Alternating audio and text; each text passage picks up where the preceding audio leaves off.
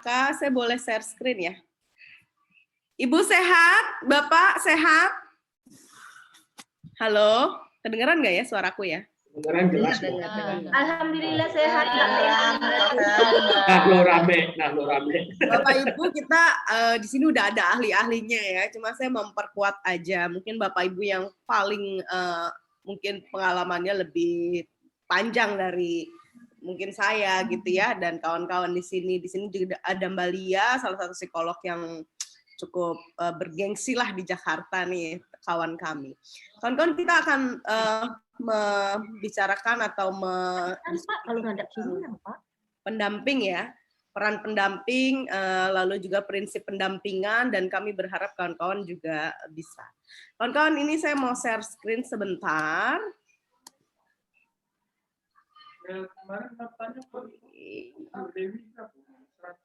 Kan mungkin ada yang bisa sharing apa sih di sini yang kawan-kawan ketahui tentang peran pendamping, karena hampir di sini kayak rata-rata pendamping semua ya.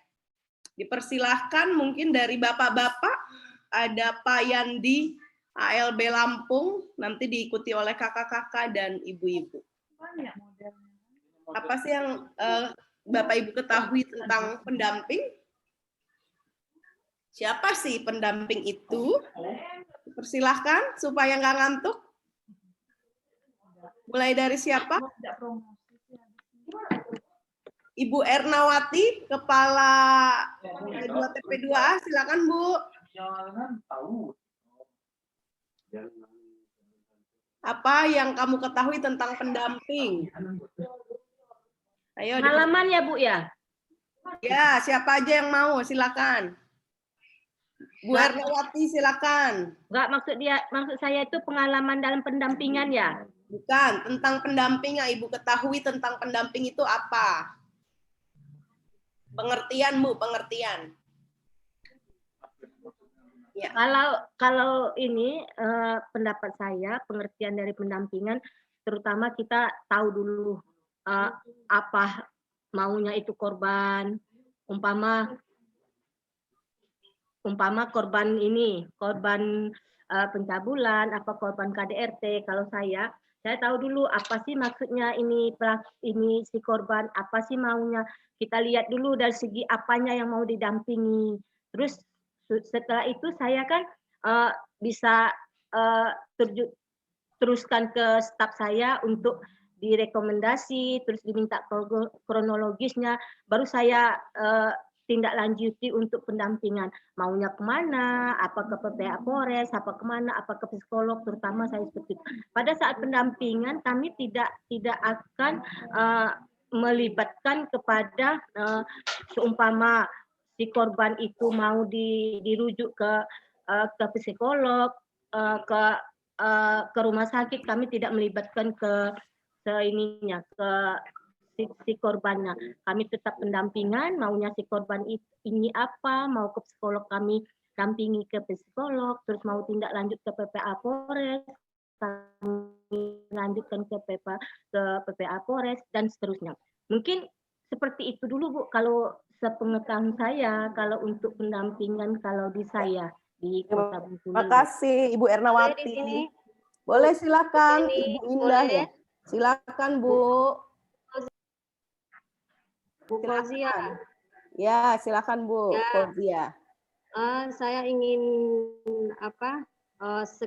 pertama itu kata pendamping. Kata pendamping atau pendampingan itu ada berbeda sedikit. Kalau pendamping itu menyangkut orang yang membimbing ataupun orang yang memberi pendampingan gitu, orangnya gitu. Kalau pendampingan itu yaitu ya orang yang mendamping suatu kasus dilihat dari sudut pandang mana kasus tadi. Yang pengalaman kami mendampingi kasus di P2TP2A berbagai macam kasus, yaitu kita lihat tadi dari sudut pandang kasusnya tersebut. Cara pendampingannya pun berbeda-beda. Dari segi kasus KDRT, kasus pencabulan, kasus persetubuhan, pelecehan seksual, itu pun lihat sudut pandang kasusnya, baru kita tahu apa-apa yang akan kita dampingi. Termasuk juga dengan psikolog juga begitu. Itu aja sementara Ibu. Terima kasih Bu Fauzia. Bapak-bapaknya ada satu yang mau berbagi? Halo. Ya, silakan Ibu. Iya, perkenalkan Bu Penny, saya Mbak Juminarti dari Satgas PPA Bengkulu. Siap, Bu. Silakan Bu Jumi. Ya, kalau bicara ini kan bicara seorang pendamping. Menurut saya apa yang disampaikan teman-teman itu adalah proses. Kalau seorang pendamping itu yang pertama peka terhadap isu perempuan dan anak, khususnya bagi korban. Yang kedua, mempunyai jiwa sosial yang tinggi. Seorang pendamping harus menanamkan nilai-nilai jiwa sosial yang tinggi.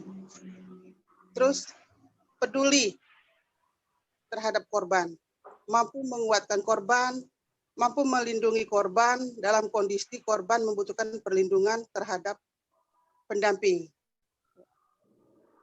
Nah, setelah itu bisa meyakinkan korban bahwa kita akan membantu korban, akan berusaha menguatkan korban.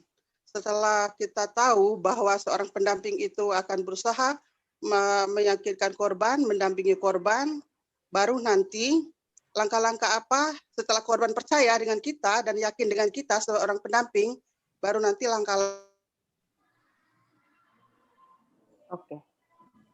Baik, terima kasih ibu-ibu yang hebat atas sharingnya. Bapak-bapak satu lagi mau sharing? Silakan Pak, saya lihat Pak Rifat atau Pak. Ya, Mbak. Kita minta bapak-bapaknya satu ya. Kalau nggak ada bapaknya. Oh, boleh, silakan Ibu. Ya, saya Helvi Mbak dari Koalisi Perempuan Indonesia Wilayah Jambi. Ya Kak. Iya, kalau di sini mau sharing sedikit mengenai pendampingan ini ya, apa yang diketahui tentang pendamping. Kalau saya melihatnya pada proses pemberiannya gitu. Jadi dalam hal ini mungkin kita memfasilitasi apa yang kita bantu untuk orang yang kita bantu ini bisa mengidentifikasi gitu kebutuhan dan paling tidak dia bisa menyelesaikan masalahnya untuk mendorong sebenarnya si korban juga untuk pengambilan keputusan, sehingga kalau pada akhirnya sih saya berharap pendamping nggak selamanya jadi pendamping, nanti ada kemandirian yang bisa dilakukan oleh yang kita dampingin gitu aja Mbak. Oke, terima kasih Ibu. Oke, kita langsung ya. Jadi kawan-kawan, pendamping itu adalah orang yang dipercaya korban untuk menemani mencari keadilan dalam proses penanganan kasus ya. Jadi misalnya dalam juga proses pemulihan dia. Nah, pendamping ini pertama kali kita kenali dalam Undang-Undang PKDRT nomor 23 tahun 2004 penghapusan kekerasan dalam rumah tangga. Pertama kali pendamping disebut gitu. Lalu sebelum ada undang TPPO ya kawan-kawan, dulu sebelum ada undang PKDRT, korban itu tidak memiliki hak. Jadi yang memiliki hak didampingi pengacara, pendamping begitu ya, itu hanya tersangka. Jadi hak kalau kita lihat kitab Undang-Undang Hukum Acara Pidana, itu yang ada adalah hak tersangka atau terdakwa. Korbannya nggak pernah didampingi tahun 90-an. Baru ketika ada Undang-Undang PKDRT, dikenalilah ada peran pendamping, bahwa korban juga membutuhkan orang yang dia percaya yang bisa menemani dia mencari keadilan. Pendamping tuh bisa keluarga ya, bisa psikolog gitu. Tapi dalam Undang-Undang 23 tahun 2004 di penjelasannya pendamping adalah orang yang memiliki keahlian untuk melakukan konseling, terapi, advokasi kasus, misalnya penguatan juga pemulihan korban kekerasan. Itu yang dianggap pendamping. Jadi kawan-kawan di sini pendamping dilatih agar memiliki kapasitas. Kapasitasnya di mana? Apakah nanti di Mbak Lia misalnya konseling dasar, ataukah dia terapi pasti orang ahli ya. Lalu apakah melakukan advokasi kasusnya? Gitu.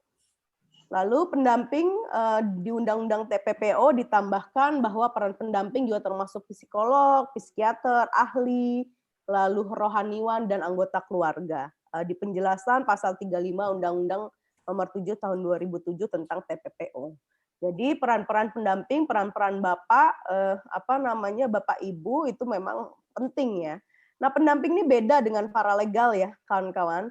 Kalau paralegal adalah orang atau pendamping yang dikapasitasi hukum gitu, yang memang dia berada di bawah organisasi bantuan hukum, dapat sertifikasi pelatihan dari organisasi bantuan hukum. Itu paralegal. Nah, perkembangannya setelah ada pendamping ada paralegal gitu. Tapi peran kawan-kawan sebagai pendamping masih diakui dalam Undang-Undang 2004, lalu Undang-Undang 23 2004, Undang-Undang 35 tahun 2000, Undang-Undang Nomor 7 tahun 2007. Jadi peran pendamping diperkuat lagi sama PP pemulihan. Ada namanya PP turunan dari Undang-Undang PKDRT itu PP nomor 6 tahun PP nomor 4 tahun 2006 tentang penyelenggaraan kerjasama pemulihan. Kawan-kawan, ini peran pendamping. Nah, tadi sebelum ke situ peran pendamping yang kita harapkan ada di kawan-kawan tadi udah disebutkan beberapa ya. Peran pendamping memberikan layanan pemulihan kepada korban. Lalu menjalin koordinasi dengan aparat penegak hukum, advokat, lembaga HAM nasional, khususnya dan lembaga lain. Untuk kasus trafficking misalnya Bapak Ibu udah ada yang pernah mengalami isu trafficking belum? Kasus trafficking, udah menangani kasus trafficking belum? Kan tadi Mbak Anissa ya. Ada yang mengatakan bahwa diawali oleh perekrutan, lalu ada nanti juga ada 3 tahap ya yang harus dia terpenuhi. Nah, ini ketika misalnya nanti pemulangan, reintegrasi korban, itu kawan-kawan nggak mungkin sendiri. Kawan-kawan harus berhubungan sama organisasi, lembaga lain atau instansi lain. Karena nggak mungkin Bapak terus-terusan atau Ibu sebagai pendamping dari uangnya sendiri memulangkan. Nah, di sini ada P2TP2A. Mungkin kita bisa sharing. P2TP2 punya tidak anggaran atau pernah tidak kerjasama dengan P2TP2A wilayah lain untuk pemulangan korban trafficking di wilayah-wilayah kerja kawan-kawan. Ada yang bisa sharing tidak?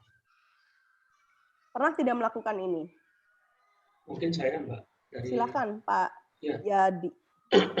Ya, seperti tadi ketika kita sesi review ya, saya sampaikan bahwa kita pernah mendampingi kasus TPPO. Jadi dari salah satu kabupaten di Provinsi Lampung, namanya Kabupaten Pesawaran, ada 4 anak usia kalau nggak salah, kalau nggak lupa 14, 15, 16, 17. Jadi memang di usia anak.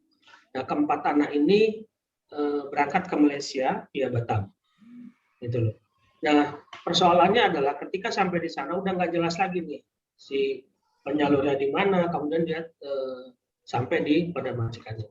Nah, persoalan yang muncul kemudian karena ini merupakan anak dan korban TPPO, itu ingin kita kembalikan. Orang tuanya mengadu ke kita, kemudian ingin anaknya pulang.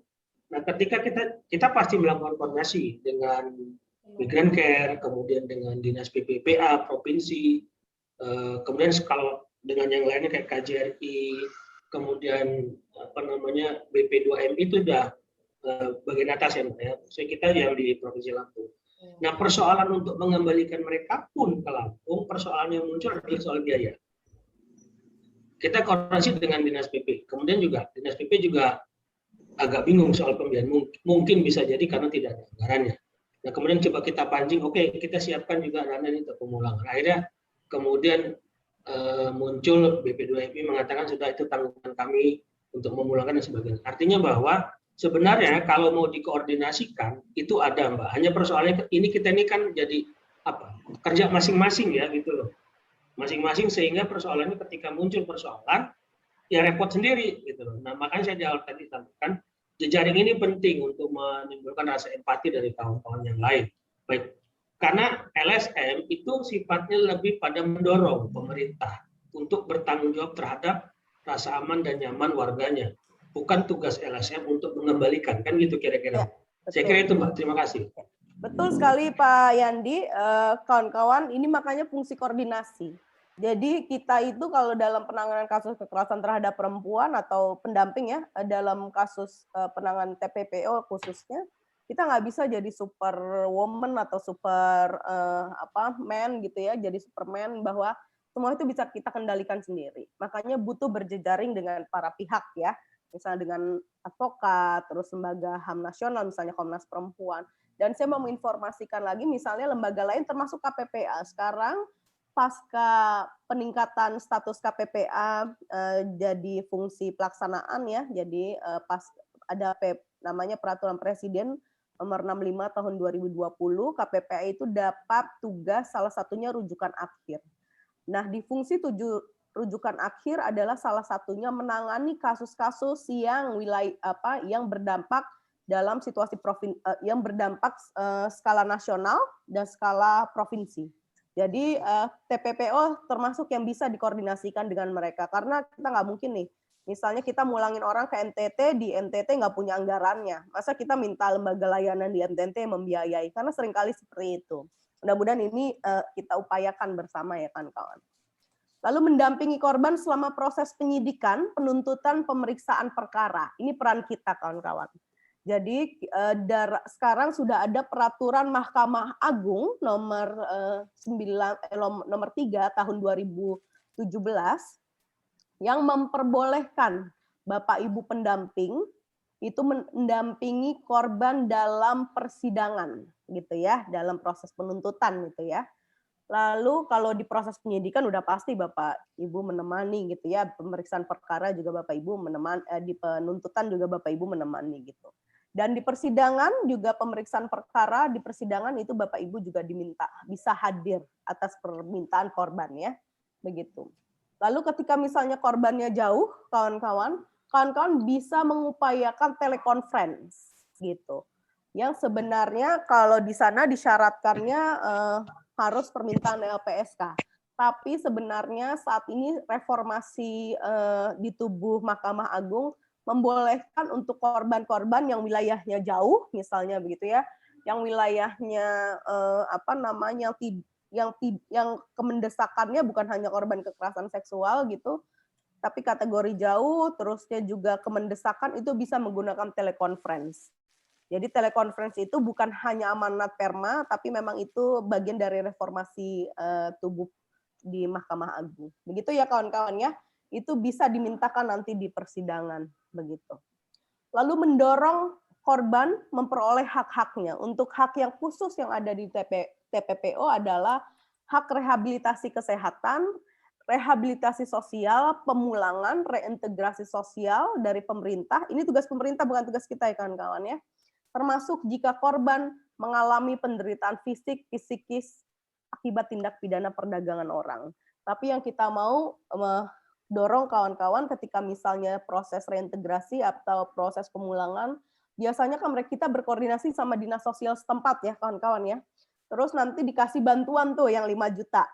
Nah ini yang harus kita diskusikan kalau ternyata korbannya adalah trafficking tujuan seksual. Kita tidak mau misalnya nanti dipermalukan kawan-kawan pemberiannya itu secara formalitas di depan kelurahan atau ya tempat kepala desa, terus diberikan oleh dinas sosial, disaksikan oleh lurah, terus disaksikan oleh RW, RT, dan kepala desa setempat. Nah ini kan cukup mempermalukan kalau dia ketahuan kasusnya apa. Yaitu yang harus kita negosiasikan oleh para pihak ini. Ini peran pendamping. Lalu mengajukan pemenuhan hak korban TPPO kepada pemerintah atau lembaga berwenang. Hak salah satunya adalah yang perlu diupayakan untuk korban trafficking adalah hak restitusi atau seperti ganti kerugian. Nah, kalau itu yang penting dimasukkan ketika Bapak penyidikan kasusnya, misalnya di proses penyidikan, itu Bapak mintakan di catatan di polisi bahwa korban meminta restitusi dari pelaku. Gitu. Jadi jangan sampai salah nih, restitusi adanya di penyidikan ya Bapak-Bapak ya.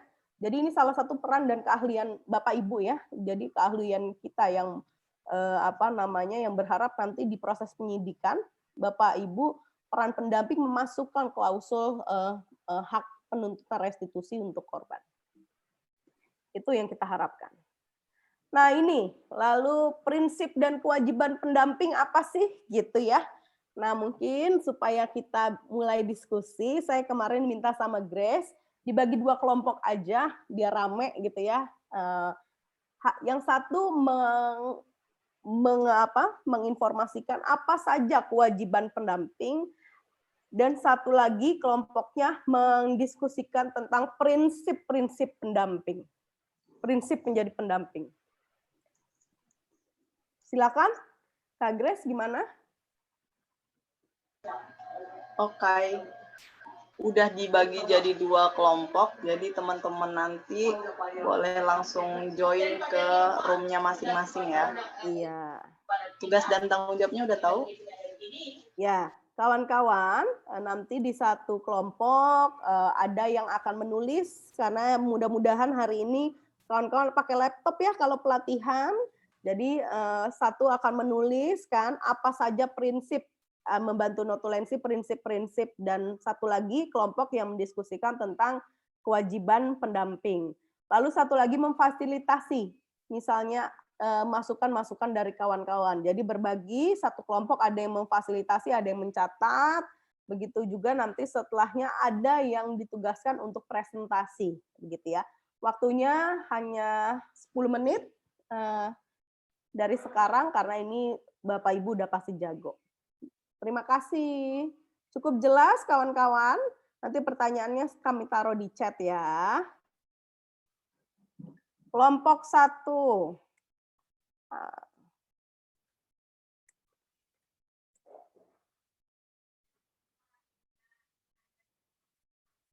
Oke, sudah.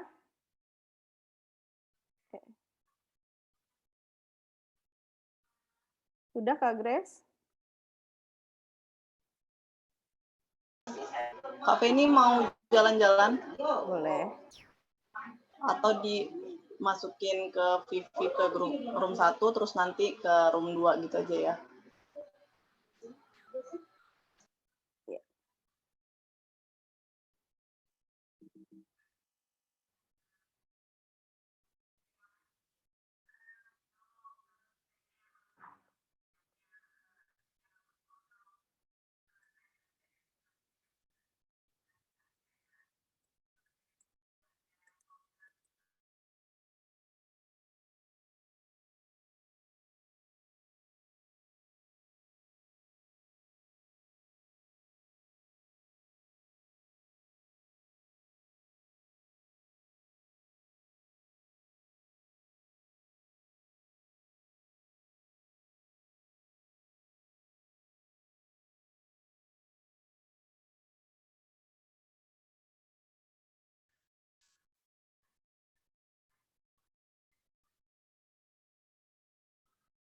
Ayo kawan-kawan, dipersilahkan siapa yang akan mencatat, siapa yang akan memfasilitasi. Dipersilahkan.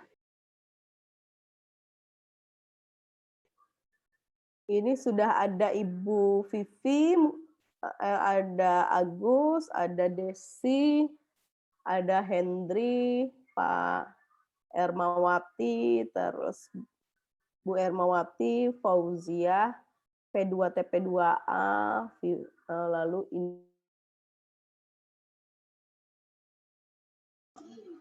Bu Eliana juga belum masuk ke room.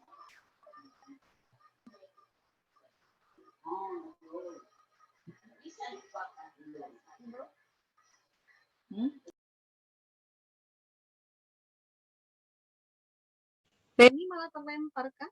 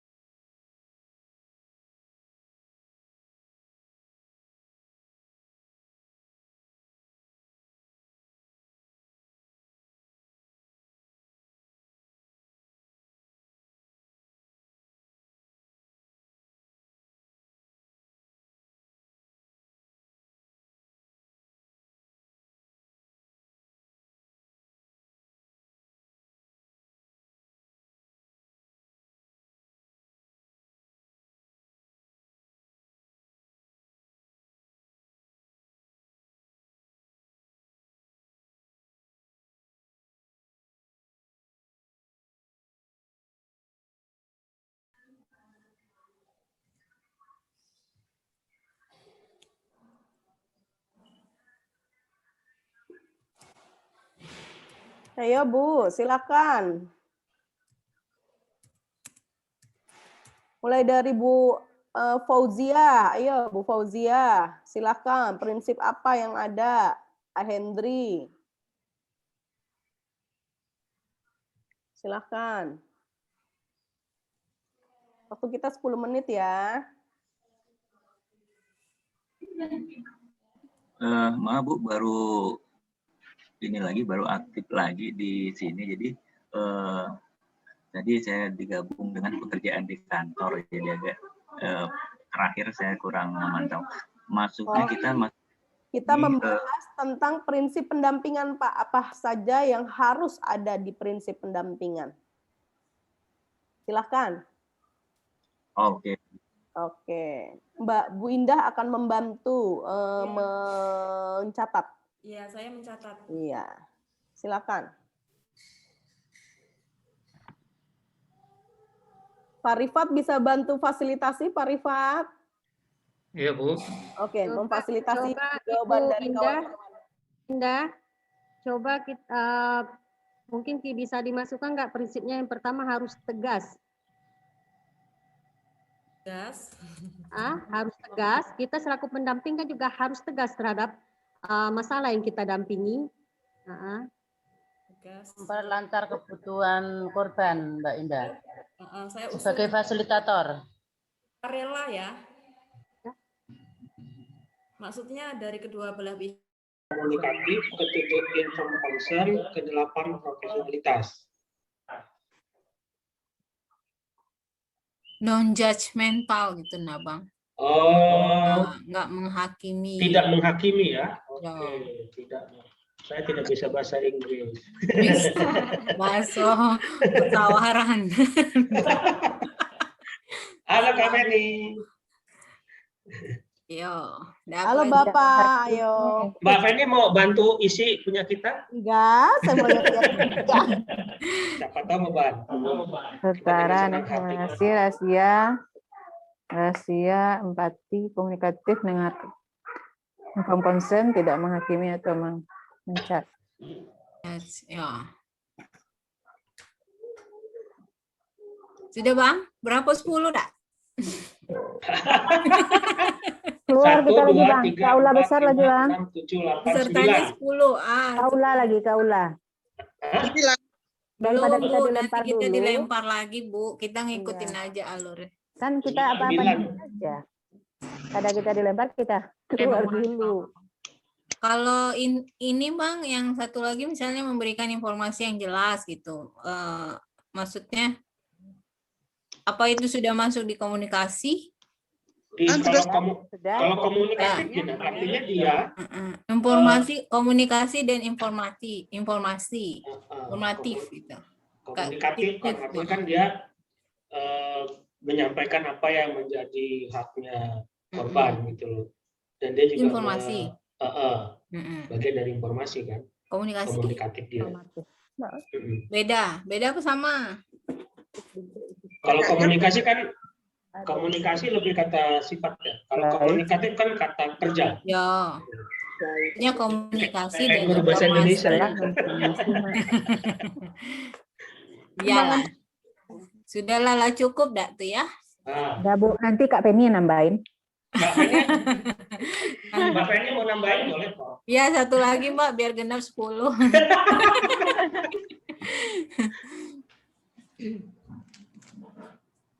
Sudahlah Bang, itu Bang. Siap. Siap.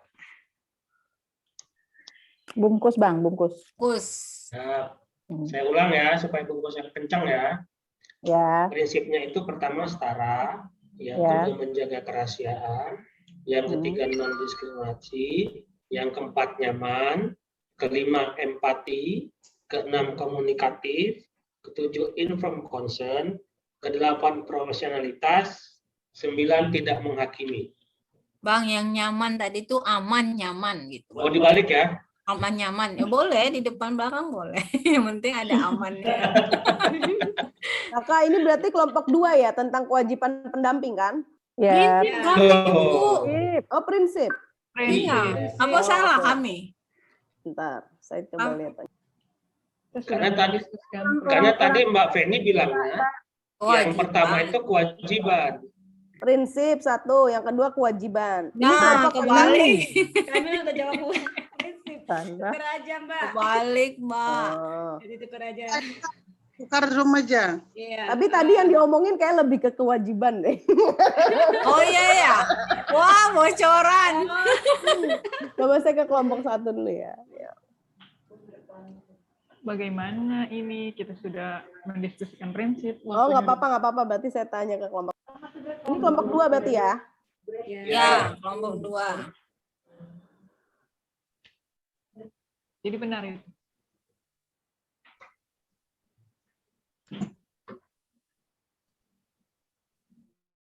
Aku ke kelompok 1 ya.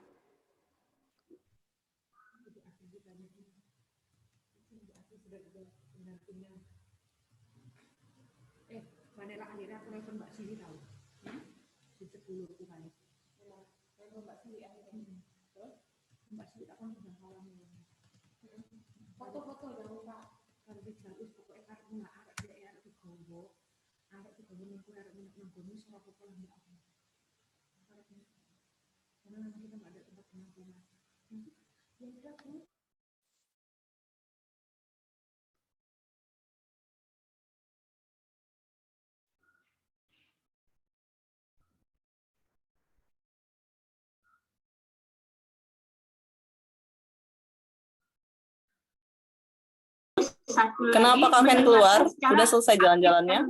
Udah. Oh, udah.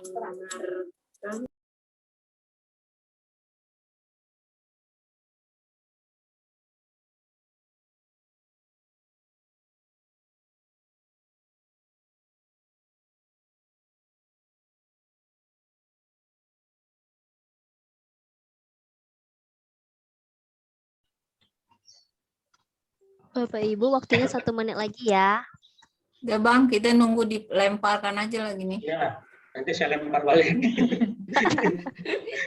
Udah selesai kah? Dilemparkan ke yang besar, room besar.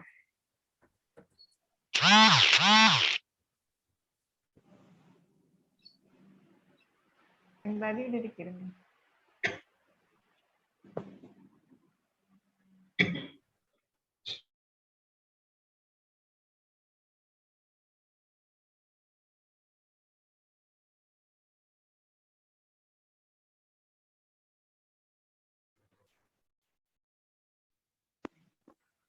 Yay, welcome to kelas besar lagi. Sudah pada selesai? Tiba-tiba sudah ke ini nih. Sudah ke ruangan. Ruang besar.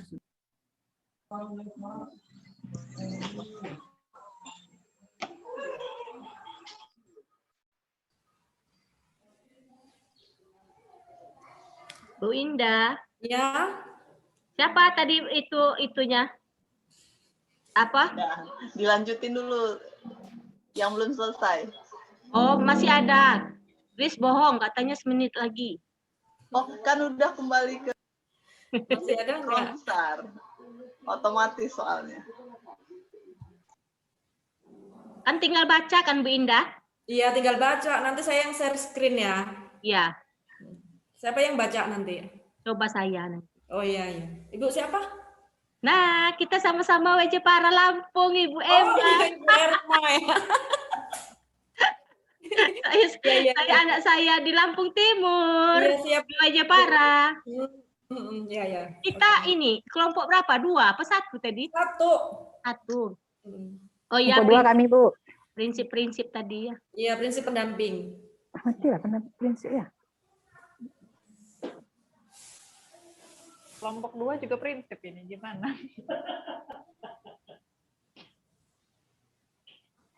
Oke, Kak Penny boleh dilanjutkan.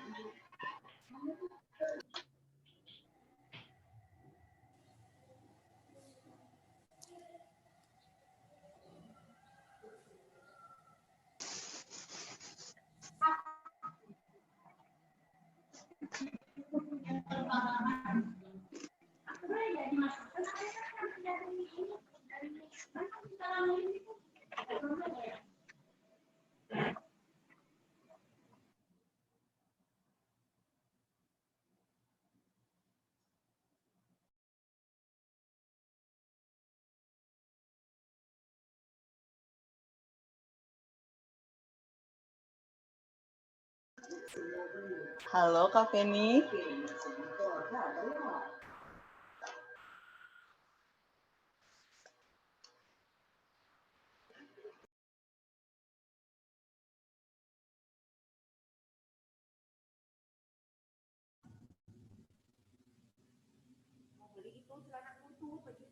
Sudah kawan-kawan? Udah 10 menit belum, Grace? Lewat, Kak. Udah Kak, udah kembali ke kelas besar semua. Kawanku. Udah. Oke. Boleh dilanjut. Dipersilakan. Kelompok 1 tentang prinsip. Kelompok 2 juga tentang prinsip itu mana? Iya, tentang kelompok 2 dulu tentang prinsip, kelompok 1 tentang kewajiban. Silakan. Ayo Bang Yan. Bantu Pak. Kelompok 2 siapa yang mau presentasi? Kelompok 2 ya? Ya. Mana apanya Pak akan ya? share screen? Bahannya. Dinas PPPA. Dinas PPPA. Nanti Mbak Indah. Indah. Jangan rebutan. Santai. Penny. Apa? Iya. Bu Penny, kalau nggak salah kami tadi di kelompok 1 tadi itu di prinsip. Iya. Kewajiban. Nah, Ayo. berarti salah persepsi. Kami di prinsip kelompok 1 tadi, Mbak Penny. Ya udah, nggak apa-apa. Nggak apa-apa, ayo. Mungkin beda pendapat aja nanti ya. Nggak apa-apa. Ayo. Ya, siap. Kelompok 1 Siapa ya. nih? Kelompok 1 ya? Ya Kelompok udah Mbak 1 Indah. dulu. Ya Mbak Indah. Ya, silakan Bu Emma. Ya mana ininya? Ini Bu Emma. Silakan dibaca. Nggak kelihatan. Oke, teman-teman dari kelompok 1, siapa yang akan share? Udah saya share. Ya. Oke. Gedangan dikit ya nampak itu saya. Sebentar.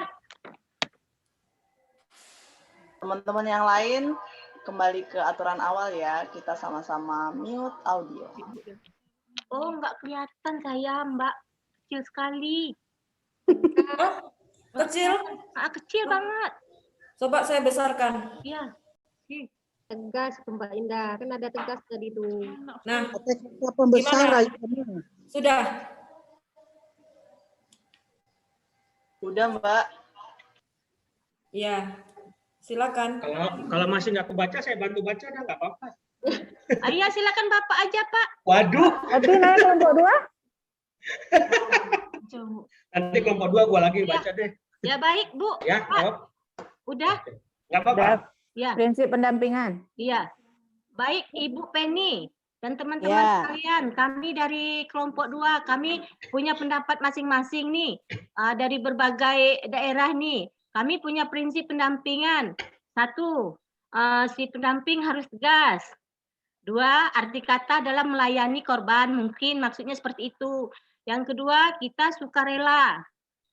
Yang ketiga, kita sopan, ramah, dan sabar. Artinya, pada saat kita pertemuan dengan korban, kalau pendapat saya, pertemuan dengan korban itu terkadang kala korbannya sangat panik ini. Jadi, kalau kita terlalu keras juga, nggak bisa dikomunikasikan sama korban. Jadi, makanya kita punya prinsip harus sopan, harus ramah, dan sabar. Yang keempat, kita membangkitkan rasa percaya. Ya? Mama Emma tidak mau menyalakan video. Oh iya. Ya. Biar aku capture. Masa awak cantik tidak ada di Mana tidak nampak. Sudah. Yang keempat, kita membangkitkan rasa percaya diri korban.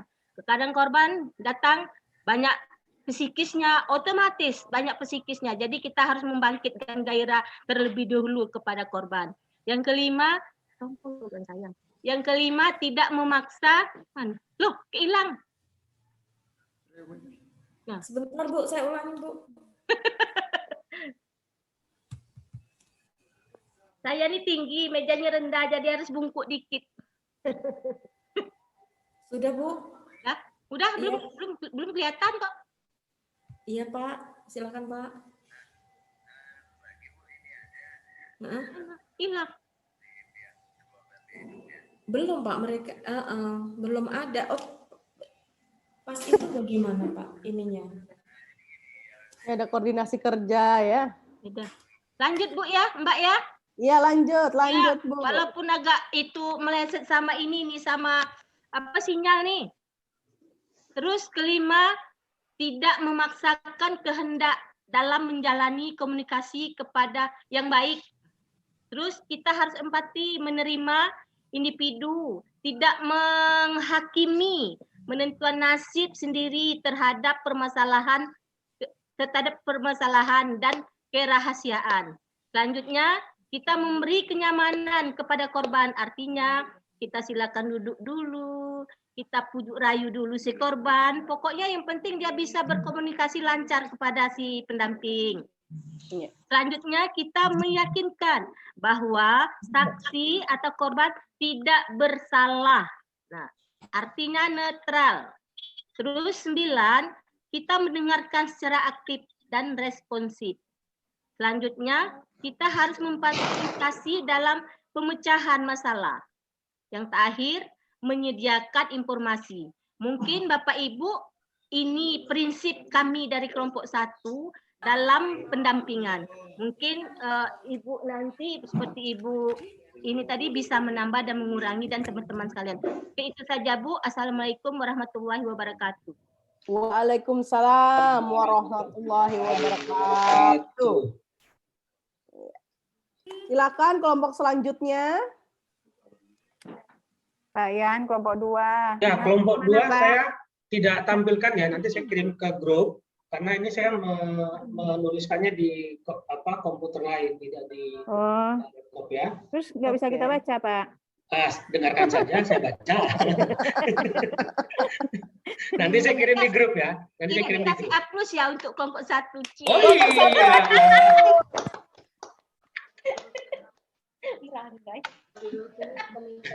Oh, nanti aja kalau bisa dikirim di grup sekarang Pak, biar nanti Vivi yang share screen. Oh sebentar, nanti saya. Nggak bisa dikirim komputernya, kirim Pak Yan. Siap. Kirim apa komputernya? Buset. Oke, sebentar. Saya simpan. Hasil diskusi kelompok 1 tadi juga boleh di-share di grup ya teman-teman. Oke, sebentar.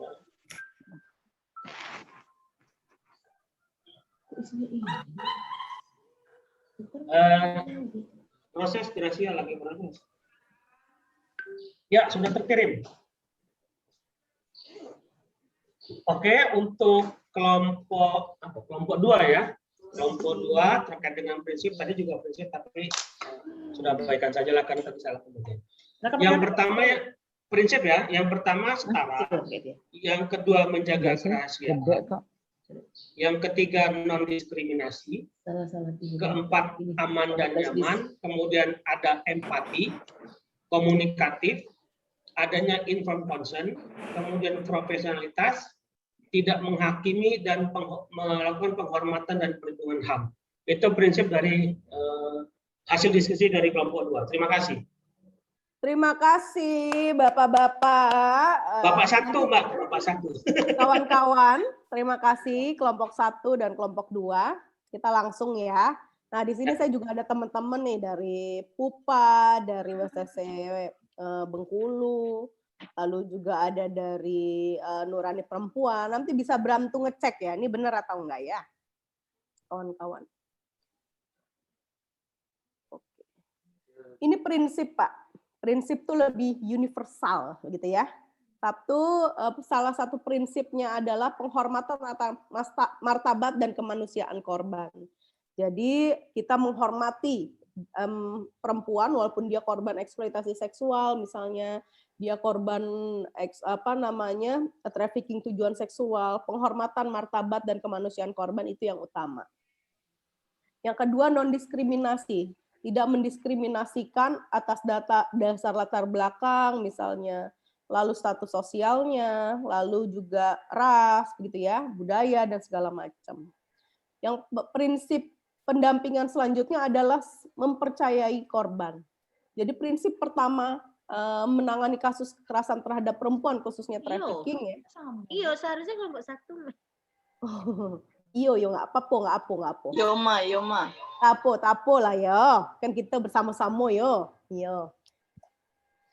Yang ketiga adalah mempercayai korban. Ini prinsip pertama penanganan kasus kekerasan terhadap perempuan yang dipegang kawan-kawan biasanya adalah mempercayai korban dulu. Nanti setelah itu bisa kawan-kawan melakukan investigasi nih benar atau tidak. Tapi kalau sebagai pendamping perempuan korban kekerasan Pak, karena sekarang modusnya banyak ya, jadi harus betul-betul mempercayai korban. Karena misalnya bisa jadi dia korban bujuk rayu gitu ya, dia korban eksploitasi seksual dari keluarganya terlebih dahulu, dia memang keluarga dari misalnya dia ingin keluar dari lingkaran kemiskinan, jadi tidak bisa melihatnya hanya dari kacamata kuda. Makanya kita harus mempercayai korban. Yang keempat adalah perlindungan atas kerahasiaan dan privasi. Ini penting banget nih ya, di P2TP2A khususnya, kalau ada tim penanganan misalnya, hanya tim itu yang tahu. Misalnya kepala dinas kadang-kadang juga nggak perlu tahu latar belakang korban. Dia perawan nggak misalnya. Atau dia udah punya istri belum? Punya suami belum misalnya gitu ya. Atau dia nikah siri atau enggak misalnya kayak gitu-gitu. Yang terkait dengan kerahasiaan korban itu tidak tidak perlu diketahui orang banyak. Yang perlu diketahui adalah terkait penanganan baru boleh. Misalnya vaginanya rusak sehingga kita harus mencari dokter kandungan misalnya gitu. Atau psikologisnya terganggu gitu. Sehingga kita perlu merujuk pada psikolog yang ditunjuk gitu ya. Ini juga penting. Perlindungan atas kerahasiaan dan privacy. Bisa jadi juga kalau nanti korbannya perempuan dengan HIV/AIDS misalnya dampaknya sampai korban trafficking sampai HIV, ini juga penting. Jangan sampai status HIV-nya juga diketahui, yang nggak ada hubungannya dengan proses hukum. Prinsip, ini semuanya penting ya. Prinsip yang lainnya adalah tadi Bapak Ibu semua sudah menginformasikan ya, empati. Kalau pendamping itu yang pertama empati, bukan kasihan ya Pak. Kasihan sama empati beda. Apa bedanya empati sama kasihan Pak? Bapak Ibu? Kalau empati itu ikut sepertinya kita ikut merasakan apa yang dia rasakan ya. Tapi kalau kasihan ya sekedar kasihan lo, udah selesai itu. Pokoknya sih biasanya seperti itu biasanya. Ya. Empati memang betul. Kita merasakan apa yang korban rasakan. Sehingga kita tuh memiliki rasa yang sependeritaan lah gitu ya, sependeritaan, sepenanggungan dengan korban, itu yang penting. Lalu pemberdayaan. Kita beda kan sama advokat Pak?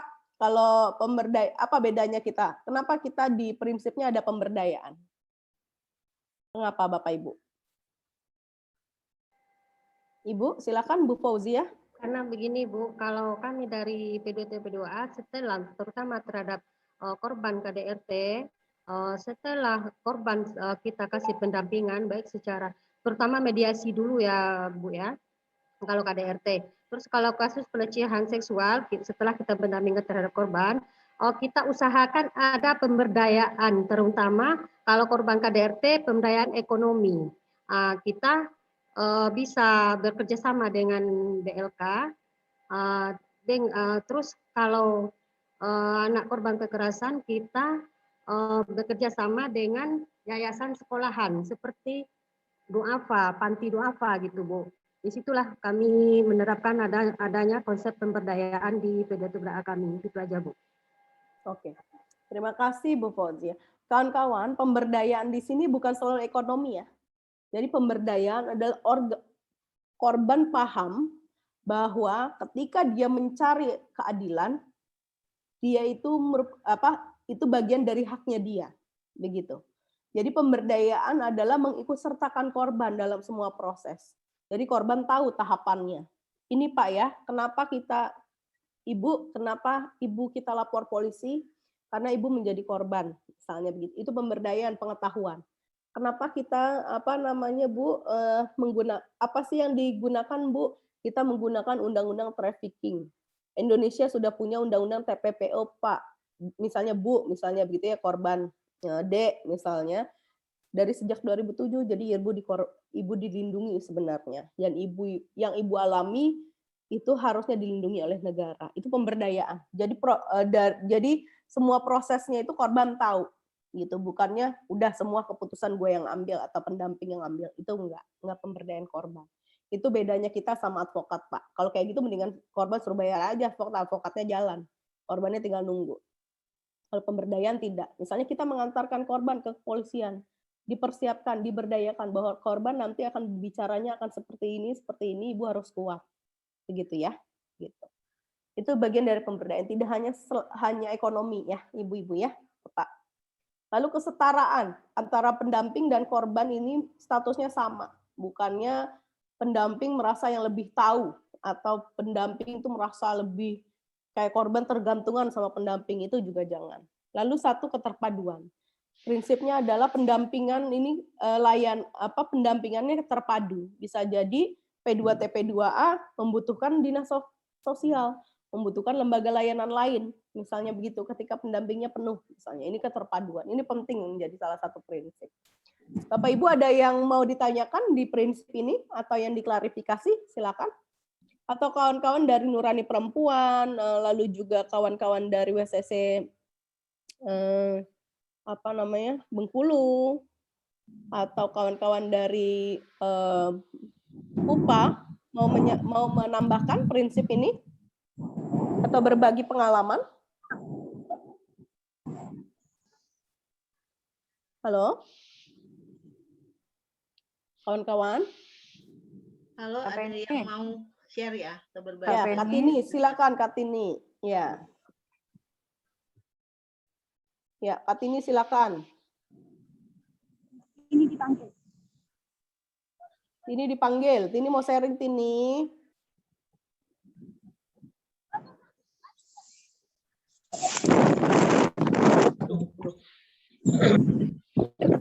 Tini mau sharing. Halo.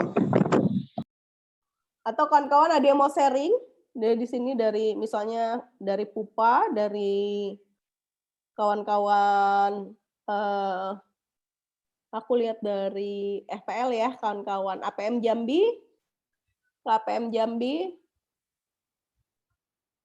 lalu Dian, Nurani Perempuan, mau sharing terkait prinsip. Makasih Kak Pen. Ya, silakan. Tadi ini ada penghormatan atas martabat kemanusiaan. Kak, kalau ketidakberpihakan bisa tuh Kak? Apa? Tidak berpihak. Prinsipnya tidak berpihak. Iya. Jadi kita benar-benar kan tadi ada nih mempercayai korban, ya, non diskriminasi, ya. Kemudian juga kesetaraan. Kemudian tidak berpihak. Jadi kita benar-benar netral dan itu hadir memang sebagai pendamping untuk membantu. Jadi kita tidak ada mempunyai kepentingan lain dalam urusan kasus itu gitu. Gimana tuh Kak Fen? Itu bagian dari non diskriminasi dan penghormatan martabat kemanusiaan korban juga. Oh, berarti kita masukin ke situ ya Kak? Ya, karena kalau prinsip kawan-kawan, salah satu prinsip non diskriminasi adalah satu, tidak membeda-bedakan. Kalau pendamping jelas posisinya sama korban, jadi kita nggak bisa netral memang. Posisinya membela korban. Ya. Jadi aneh ketika pendamping netral. Pendamping memang posisinya membela korban, gitu ya. Ya Kak, makasih Kak Fen. Ya. Oke, kawan-kawan kita lanjut ya ke kewajiban pendamping. Nanti mungkin kawan-kawan yang pendamping lain dari P2TP2 juga bisa menambahkan. Satu, membangun hubungan yang setara dengan korban. Tadi ya, kesetaraan.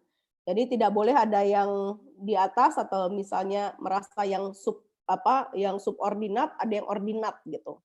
Misalnya bagaimana pendamping itu untuk cari informasi itu harus memis-mis sama pendamping, itu jangan sampai korban sampai seperti itu ya. Begitu juga korban. Misalnya pendamping karena udah terlanjur misalnya lapor kasus untuk mencari keterangan sampai ngemis-mis sama korban, itu juga jangan. Gitu. Semuanya setara. Yang kedua, tidak menyalahkan korban mengenai permasalahan yang dialami. Ini kewajiban pendamping. Jadi jangan sampai ketika misalnya dengan dinamika apapun kasus ya kawan-kawan ya, kita tahulah kasus perempuan kan macam-macam ya. Ada yang kadang-kadang kita juga sampai di titik yang ini benar perempuan yang salah, pelakinya yang salah ya, misalnya begitu. apa mucikarinya yang salah atau misalnya korban yang salah. Kita kan sering di titik itu ya. Kita berharap kewajiban pendamping adalah tadi, tidak menyalahkan korban mengenai permasalahan yang dialami. Ini bagian dari prinsip mempercayai korban, jadi tidak menyalahkan. Yang ketiga, mampu meyakinkan korban bahwa kekerasan yang dialami adalah kesalahan. Dan tidak seorang pun boleh melakukan kekerasan terhadap dirinya. Walaupun misalnya dia miskin, dia misalnya memang ingin bekerja di luar negeri, atau dia ingin bekerja misalnya di Batam, begitu, tujuannya harusnya dia memperoleh pekerjaan yang sesuai, begitu ya. Bukan seseorang itu karena dia miskin boleh memperlakukan apa aja dia, misalnya begitu. Atau boleh eksploitasi dia. Yang keempat, menanyakan apa yang ingin dilakukan dan bantuan apa yang diperlukan. Ayo, kawan-kawan sering nggak nih pendamping menanyakan, apa sih yang ibu bantu, yang perlu dibantu buat ibu, apa yang ibu inginkan. Kalaupun misalnya ya, ibu bapak, kalau pada saat titik satu korban mengatakan, sudah, saya tidak mengingin melanjutkan proses hukumnya, saya sudah lelah, misalnya gitu. Bapak ibu harus gimana? Bapak ibu lanjut nggak? Keputusan terbaik ada di korban. Jadi kita sebagai pendamping tidak boleh atau tidak bisa bahwa Bu ini yang baik, ini yang jelek, ini nggak bisa. Ketika korban memutuskan saya sudah lelah untuk melanjutkan kasus ini, kita kembalikan ke dia, mungkin lebih pada soal bagaimana membangun kepercayaan diri korban saja selanjutnya. Kira-kira gitu. Menjelaskan kalau saya, halo Mbak Penny. Ya, silakan Ibu. Kalau pengalaman saya menjelaskan kepada korban, jika lanjut konsekuensinya seperti ini dan jika berhenti konsekuensinya akan ada semua gitu. Nah, setelah kita menjelaskan salah satu konsekuensi lanjut dan tidak, nanti keputusan kita serahkan dengan korban kembali. Walaupun sebenarnya korban sudah merasa lelah atas perjuangannya, belum temu juga titik terang harapan korban. Ada beberapa kasus juga yang pernah kita tangani seperti itu, dengan keuletan seorang pendamping, meyakinkan korban, memberikan arahan yang positif dengan korban, akhirnya korban mampu berjuang sampai pernah proses hampir 1 tahun. Itu pelakunya adalah perangkat desa, kades, dan korbannya anak cabul. Nah, karena kita kuatnya nggak tahu, karena dia bayar advokat banyak, terus kasus ini dianggap hanya pelecehan ringan gitu. Setahun lebih kami melakukan koadvokasi, kejaksaan, koordinasi Kapolres kemana pihak, akhirnya divonis 6,5 tahun kadesnya. Dan pada saat itu keluarga korban sudah putus asa juga gitu. Oke. Terima kasih Ibu atas sharingnya. Itu betul. Silakan siapa lagi mau sharing? Kalau tadi klien kita ataupun korban sudah mengalami kelelahan, kita tidak boleh berhenti di situ, tetapi kita harus memotivasinya dan memberikan konsekuensinya. Tapi kita selalu mendampingi bagaimana posisi dia. Kalau dia lemah dan memang dia masih ada semangat lagi, kita tetap harus selalu memotivasi agar dia bisa yang terbaik hasil keputusan itu. Misalnya contoh pendampingan dalam KDRT, karena kan banyak yang melakukannya putus asa, udahlah saya putus sampai di sini, cerai aja. Tetapi setelah kita kaji lagi, ternyata persoalannya itu hanya persoalan yang sepele. Bahkan setelah kita mediasi dan juga berkoordinasi dengan berbagai pihak lembaga kita, ternyata bisa rukun kembali, bisa damai, dan bahkan harmonis kembali. Seperti itu contoh yang kami dampingi, Mbak. Terima kasih. Ya. Terima kasih, Kak Aljima. Kawan-kawan, ini benar sekali ya. Halo, ada lagi mau sharing? Halo, oke. Terima kasih kawan-kawan, Mbak Fauzia, Kak Aljima ya, dan tadi Bapak. Memang ini terpaut antara 4 dan 5 ya. Satu adalah menanyakan apa yang ingin dilakukan, bantuan apa yang diperlukan korban. Kita menghormati semua keputusan korban. Dan yang kita perlukan adalah sebagai pendamping memberikan penguatan motivasi kepada korban dan keluarga. Seringkali korban tuh dipaksa sama keluarganya untuk udahlah cabut aja, repot. Didatengin kades, didatengin ini, misalnya begitu ya. Terusnya kita disorot media, misalnya begitu. Tapi memang penting untuk terus memperkuat korban. Bahwa kalau keadilan ini tidak direbut, misalnya, kapan lagi korban misalnya mendapat keadilan. Dan memang harusnya pelakunya dihukum. Kalau tidak, berarti nanti pelakunya akan melakukan kekerasan itu lagi, misalnya begitu ya. Jadi bukan berarti itu bagian dari penguatan ya, motivasi ya kawan-kawan ya, terus memperkuat korban. Kalau korban ternyata lagi butuh konseling, berarti kita rujuk misalnya ke konseling. Berarti tapi kita harus Ya, selain penguatan, itu salah satu strategi seorang pendamping. Iya. Betul. Uletan kita sebagai pendamping mencari celah yang terbaik bagi korban. Iya, boleh. Betul, terima kasih Bu. Itu dia bagiannya. Jadi ini kewajiban ini bertaut ya kawan-kawan ya, satu dan lain hal. Ketika misalnya korban sudah merasa lelah gitu ya, tapi ternyata kita motivasi, kita kasih penguatan, oke, korban semangat lagi. Tapi ada di saat Dan utama sebagai seorang pendamping harus memegang kunci, artinya sabar. Betul, sabar. Itu udah kita hidup emang harus sabar, apalagi jadi pendamping ya Bu ya, Bapak ya. Iya, itu bagian dari skillnya pendamping yang tadi.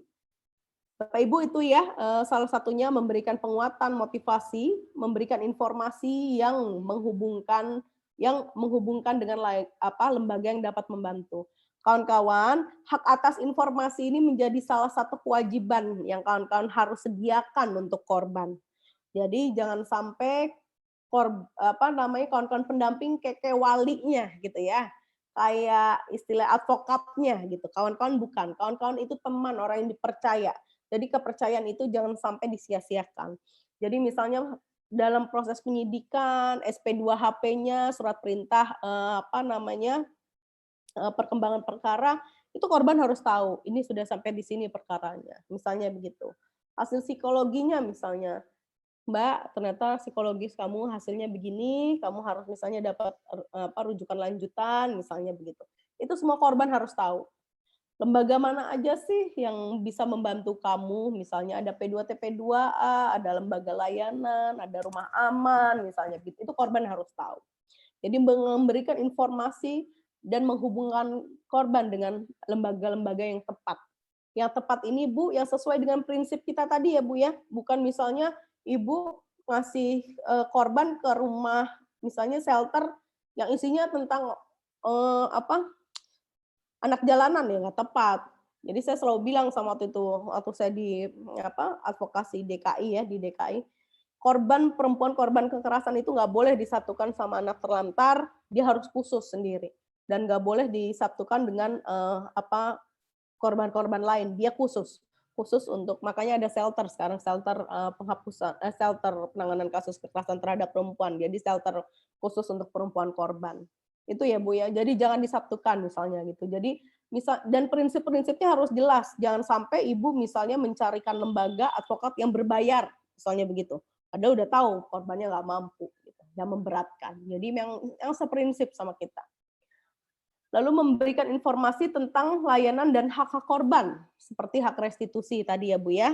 Lalu juga memberikan informasi tentang perkembangan perkara, itu juga penting, kewajiban pendamping itu, untuk mengetahui untuk menginformasikan kepada korban. Lalu ini etika pendamping, Ibu Bapak. Satu, menjaga privasi, tadi selalu diulang-ulang. Yang kedua, tidak melakukan kontak fisik. Nah, kita berharap ini kalau untuk yang cowok-cowok ya sebagai pendamping, karena kan sebenarnya siapa aja boleh ya menjadi pendamping. Untuk meminimalisir resiko, karena kemarin misalnya ada salah satu P2TP2A ya, di Lampung juga yang, di Lampung ya Bapak ya, yang menjadi pelaku kekerasan seksual gitu. Iya, Lampung Timur. Lampung Timur. Lampung Timur, mantap iya. Pak. Ini makanya untuk P2TP2A yang memang mempekerjakan pendamping laki-laki, untuk kasus-kasus kekerasan terhadap perempuan, khususnya kekerasan seksual, kekerasan dalam rumah tangga ya, tidak melakukan kontak fisik kalau bisa. Kalau bisa memang diupayakan pendampingnya perempuan, begitu. Lalu tidak memutuskan sendiri semua prosesnya tadi, tapi memang bersama-sama dengan korban. Memiliki tanda pengenal, ini penting sekali ya, kawan-kawan ya. Makanya kalau dari lembaga dibikinin nick-nya misalnya atau namanya, supaya keluarga pendamping juga, keluarga dan korban tahu ini siapa sih, dari mana, misalnya begitu ya. Kalau ada paralegal dibikinin kartu paralegal, kalau ada pendamping dibikinin kartu, gitu ya. Nah ini penting menghargai kearifan lokal, apalagi untuk kasus trafficking. Misalnya korbannya dari Jawa Barat atau korbannya dari NTT, Bapak Ibu ngerti nggak bahasa sana? Nah, misalnya kalau di NTT kan, kalau kita mau membantu korban, dia cukup dengan sirih pinang kalau nggak salah ya. Memberikan sirih itu udah menganggap dia bagian dari keluarga. Jadi keluarga itu boleh membantu. Nah, kita nggak boleh menyalahkan misalnya budaya itu, misalnya begitu. Atau kita juga menghargai misalnya memang korban nggak ngerti bahasa Indonesia misalnya, nggak ngerti bahasa Lampung atau nggak ngerti bahasa Ambo, bahasa Bengkulu misalnya. Berarti kawan-kawan harus menghargai kearifan lokal, misalnya memang kawan-kawan itu berbahasanya bahasa NTT gitu ya. Biasanya korban-korban trafficking juga dari Jawa Barat gitu. Kalau bisa kawan-kawan mencarikan orang yang mengerti bahasanya. Tidak memaksa korban meminta keterangan. Misalnya korban lagi depresi, korban lagi psikologisnya terganggu, lagi terguncang, disuruh nulis kronologis, jangan gitu ya. Itu juga etika pendamping, menghargai semua keputusan pendamping gitu. Dari sini Bapak Ibu ada yang mau berbagi? Apakah ini sudah sejalan dengan praktek yang dilakukan Ibu Bapak? Silakan. Siapa yang mau berbagi? Halo? Halo. Masih ada orang? Oh, silakan. Silakan, Kak. Untuk yang jaga privasi ini, kadang kita sebagai pendamping sudah rapi-rapi menjaga privasi, tetapi justru si korban ini sendiri yang juga malah ngomong ke orang lain, atau lembaga layanan yang lain yang malah justru membeberkan, yang justru beliau-beliau itu yang orang pertama yang harus menjaga, misalnya tenaga layanan kesehatan. Itu justru kadang-kadang kami repotnya di situ. Ada nggak ada sih etika ataupun pembekalan bagi tenaga layanan yang harusnya menjaga privasi korban ini gitu loh. Itu yang sering menjadi repot kami. Itu Mbak, yang kami rasa. Terima kasih. Terima kasih Mbak Aljima. Terima kasih Mbak Aljima. Memang ini sering ya. Makanya tadi di koordinasi itu penting sekali kita mencari jejaring gitu yang seide dengan kita, yang seprinsip dengan kita gitu.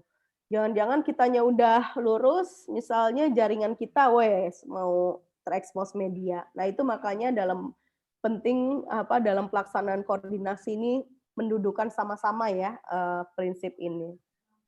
Lalu ketika korbannya yang ngomong kemana-mana, Bu, informasikan aja, jangan-jangan korban tidak tahu bahwa privacy atau identitas dirinya itu perlu disimpan gitu supaya mereka tidak mengalami pengucilan, tidak mengalami stigma begitu, sehingga korban perlu untuk calling down gitu ya. Tapi sejauh ketika sudah diinformasikan, sudah diupayakan, sudah diberi pengetahuan, korban masih melakukan, itu sih keputusan dia, begitu. Begitu Bu. Tapi memang kalau berjaringan ini, mengapa tadi penting sebagai pendamping kita punya skill atau punya kemampuan untuk mengidentifikasi pendamping atau jejaring kita dalam penanganan kasus ini juga penting. Gitu. Ya, terima kasih. Ya. Ini hak pendamping sebenarnya ada di Undang-Undang LPSK, Bapak Ibu, Undang-Undang Perlindungan Saksi dan Korban. Dulu Undang-Undangnya nomor 35 2006 kalau nggak salah, sekarang jadi Undang-Undang sudah diperbaiki di 2017 ya, akan mau diperbaiki lagi. Salah satunya terkait hak pendamping adalah Bapak Ibu sebenarnya tidak bisa dituntut dalam melakukan pembelaan, gitu. Bapak Ibu juga bisa memperoleh perlindungan atas keamanan, memberikan keterangan tanpa tekanan. Nah, ini bagian dari biasanya pendamping juga suka diminta sebagai saksi ya. Ini juga bagian dari hak. Jadi selain kewajiban, Bapak Ibu juga punya hak sebagai pendamping. Nah, ini salah satu hak korban dan saksi yang termuat dalam Undang-Undang Perlindungan Saksi Korban adalah satu, memperoleh perlindungan atas keamanan pribadi, keluarga, harta, benda, dan serta bebas dari ancaman yang berkenaan dengan kesaksian yang akan dan sedang atau telah diberikan. Lalu ikut serta dalam proses memilih atau menentukan perlindungan dan dukungan keamanan, itu hak korban dan saksi. Mendapatkan penerjemah, Bapak Ibu, ini bagian dari hak korban ya, tadi skill yang Bapak Ibu harus dapati bahwa korban berhak mendapatkan penerjemah, bebas dari pertanyaan menjerat. Bapak Ibu, sekarang juga sudah ada Perma 3 2017 namanya tentang peraturan Mahkamah Agung tentang tata cara mengadili perempuan yang berhadapan dengan hukum dalam proses persidangan. Jadi kalau di proses persidangan, kalau ada kasus, Bapak Ibu minta masuk, gitu. Kalau ada pertanyaan hakim dan pertanyaan hakim yang menjerat, Ibu bisa membisikkan korban, bilang keberatan dengan pertanyaan si jaksa, misalnya begitu. Karena Ibu kan nggak boleh ngomong ke itu ya, karena Ibu posisinya hanya mendampingi korban. Tapi Ibu bisa menguatkan korban, bilang kamu tidak mau menjawab pertanyaan yang menjerat. Pertanyaan menjerat misalnya ya, waktu jadi korban trafficking misalnya kerja di sana disuruh ngapain aja, misalnya begitu ya. Disuruh ini Pak, misalnya begitu. Disuruh waktu terjadi perkosaannya kamunya ngapain, posisinya gimana, itu pertanyaan menjerat ya Ibu-ibu ya, Bapak. Lalu kalau ditanya posisinya di atas atau di bawah, enak tidak, dan bla bla bla bla. Itu pertanyaan-pertanyaan yang menjerat atau merendahkan martabat perempuan korban. Itu tidak perlu dijawab gitu. Kalau Ibu mendampingi korban, itu sering tuh Kak Penny yang ditanya orang tuh, apa rasanya? Ya. Dari mulai ke polisi juga apa rasanya? Enak nggak? Itu dari mulai kepolisian, kalau ada pertanyaan, kalau di kepolisian Bapak bilang, Ibu bisa bilang itu tidak pantas ditanyakan. Tapi kalau misalnya di persidangan, Ibu harus membisikkan si korban bahwa dia sebagai saksi korban tidak mau menjawab pertanyaan itu. Begitu ya. Jadi itu bagian dari pemberdayaan korban. Lalu mendapatkan informasi mengenai perkembangan kasus. Itu hak korban ya, Bapak Ibu, dan menjadi kewajiban pendamping untuk menginformasikan. Lalu mengetahui dalam hal terpidana dibebaskan. Jadi kalau dalam kasus-kasus trafficking, kasus-kasus eksploitasi seksual, kasus-kasus kekerasan seksual gitu ya, pelaku korban pendamping harus berkoordinasi dengan aparat penegak hukum setempat. Jadi menginformasikan terkait lepasnya terpidana atau dibebaskan terpidana, supaya ini menjadi istilahnya pencegahan buat korban, sehingga korban harus tahu harus berbuat apa dengan bebasnya si pelaku gitu. Kalau di LPSK, ketika dia terlindung LPSK, dia berhak juga mendapatkan identitas baru atas permintaan dia. Mendapatkan kediaman baru, kalau dia terlindung LPSK, memperoleh penggantian biaya transport sesuai dengan kebutuhan. Jika dia terlindungnya LPSK. Nah, ini kita sedang upayakan gimana dana DAK itu Bapak Ibu ya, yang ada di P2TP2A, salah satunya mensupport ini. Penggantian biaya transportasi sesuai dengan kebutuhan korban. Ini penting sekali. Nah, ini yang akan kami diskusikan dengan KPPA, bahwa semua korban yang mengeluarkan yang melakukan proses hukum, dia berhak mendapatkan penggantian biaya transport gitu. Dan cuma datanya diambil nih, data kekerasannya. Korban juga perlu mendapatkan manfaat dari laporan yang dia lakukan begitu ya. Jadi Bapak Ibu, nih DAK yang udah dikasih ke Bapak Ibu melalui P2TP2A, salah satunya digunakan untuk ini ya Bapak Ibu ya. Bukan dibuat dibelikan motor, nggak boleh ya. Tapi dibuat untuk penanganan kasus, penggantian transport korban, pembelian makan korban, ini juga salah satunya. Mendapat nasihat hukum, misalnya advokat gitu ya, kalau di lembaga bantuan hukum sudah punya ya nggak perlu. Memperoleh bantuan biaya hidup sementara sampai batas waktu, misalnya dia di shelter, misalnya dia di rumah aman, ini penting dibiayai. Itu dana DAK, Bapak Ibu, P2TP2A juga digunakan untuk ini ya. Mendapatkan informasi tentang putusan pengadilan. Kalau sampai udah inkrah, putusannya dikasih Bu ke korban ya, bukannya Ibu yang megang gitu. Ibu dapat salinannya aja. korban juga dapat ya. Jadi bukannya ibu yang megang, korban nggak dapat, itu salah banget. Sering tuh yang kayak gitu tuh, korbannya nggak tahu mana putusannya, nggak punya, ada di pendamping misalnya. Jangan sampai seperti itu.